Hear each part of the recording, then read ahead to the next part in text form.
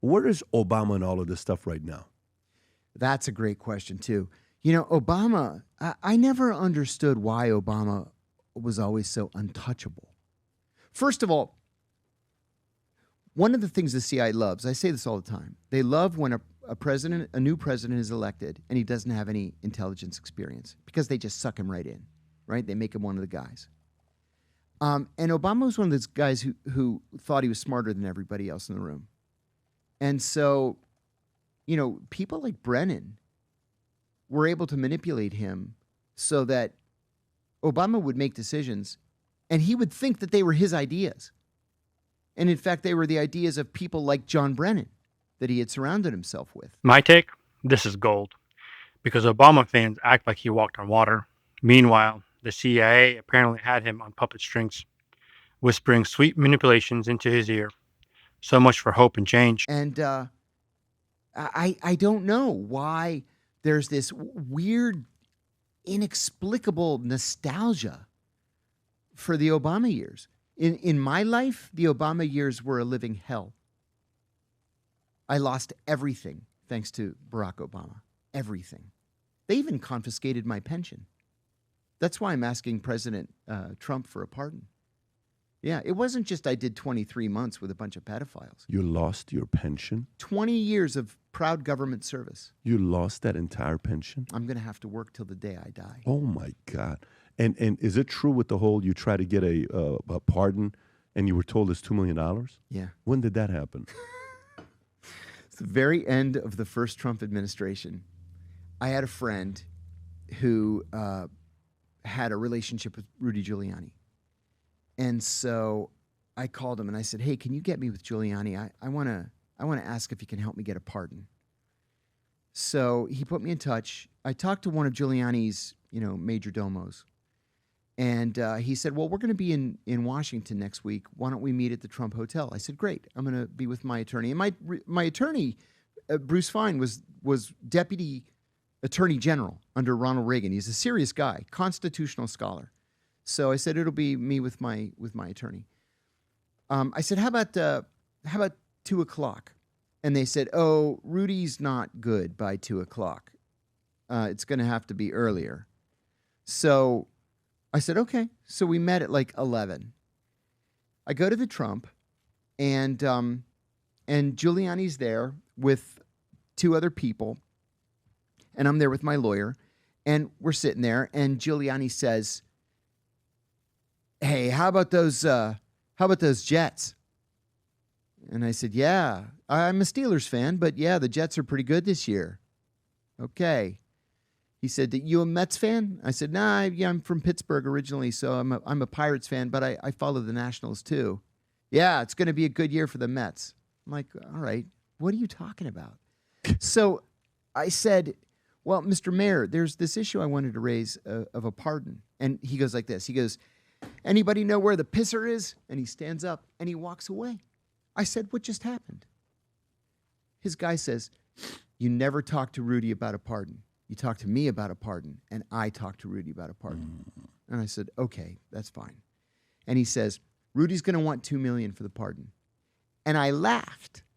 I said, first of all, I don't have $2 million. I'll never have $2 million. But even if I did, why would I spend $2 million to recover a $770,000 pension? And I look at my lawyer, and he's like, we got up. Thank you for meeting us. My take, this is straight up Sopranos. Hey kid, give me $2 million and maybe, just maybe, your problem goes away. Except instead of a cigar chomping white guy, it's America's ex-mayor hawking pardons like used Hondas. And we walked out. That night, a buddy of mine had a book release party at the Republican National Committee. So I go up to the RNC, and there's another whistleblower there, TSA whistleblower. He's a friend of mine, Robert McLean, awesome guy. And he says to me, just to make conversation, how was your day? And I said, oh, how was my day? Listen to this. So I tell him, and he says, that's a crime. That's a felony. I said, yeah, of course it is. But what am I going to do? I'm stuck. I don't have $2 million. And he said, did you call the FBI? And I said, no, the FBI is not going to give a shit about Rudy Giuliani trying to shake me down for $2 million. Like 4 or 5 days pass. I happen to be in my lawyer's office, and my cell phone rings, and it was either Mike Schmidt or Eric Schmidt. I think it was Mike Schmidt from the New York Times calls me, and he says, "A little bird told me that Rudy Giuliani tried to get $2 million from you for a pardon." And I said, "Oh man, that Robert." I said he was pretty upset when I mentioned to him that I had this meeting, and he said, "Well, we're actually doing a story because Rudy's trying to get $2 million from a whole bunch of people who are seeking pardons. Would you go on the record?" And I said to my lawyer, I said, "Bruce, will I go on the record?" And he said, "Go on the record. You have nothing to hide." So I went on the record. Well, it was a front page story on the New York Times. And funny enough, Giuliani's response was, "I never met this man. I've never heard of this man. None of this is true." And the New York Times called me for a response. And I said, "He forgot that we took a picture together that morning." So I sent them the picture. And then they put a little box and they said, "The New York Times has seen documentary proof that the meeting took place." Busted. Classic. Like a kid caught with chocolate all over his face, saying he didn't touch the cake. Rudy must have wished he had some of those CIA mind wipe gadgets from Men in Black. Oh my And God, then, that is like a year later, 2 years later, I get a call from Noelle Dunphy, who had been his business development director at Giuliani Partners.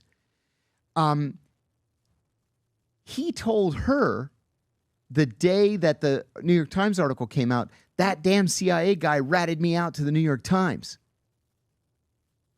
And I said, "Well, there it is." it's interesting because at Giuliani. one point Pardons for sale. Yep. And oh, that's me. But it was a front page New York Times article. at one point this guy was He was one of the most powerful, could have Yes. been the king of New York. and in the- universally respected. yeah. He could have been a president. The Yeah. ideas he had was so ahead of his time. Oh yeah, and he really did clean up New York. Oh, he was he was great. What New York needs today is a Mayor Giuliani. Yeah, It needs somebody like that to clean up. But that's right. it's a shame when it comes down to all these pardons, these stories. We had Blagojevich Sure. on. I We wrote had him a letter when he was in prison. Did you? Yeah, I felt bad for the poor Yeah, guy. it was- 14 years for a crime that was never Senate. consummated. Yeah, that's right. With the whole Obama, and that was Yeah, Obama's doing. Obama, Yeah, exactly. Obama's doing. And he's out now. He's Yeah, out now. thank He was God. on Tucker as well. We had him on. We've had him on multiple times, and he's been able to tell his stories. Documentary is actually pretty interesting. I don't know if you saw his documentary. No, I haven't seen it. Very good documentary. It's old, but it's a very, very good documentary. If you enjoyed our take on this, hit that like and subscribe for more opinions and no filter breakdowns. We've got more where this came from.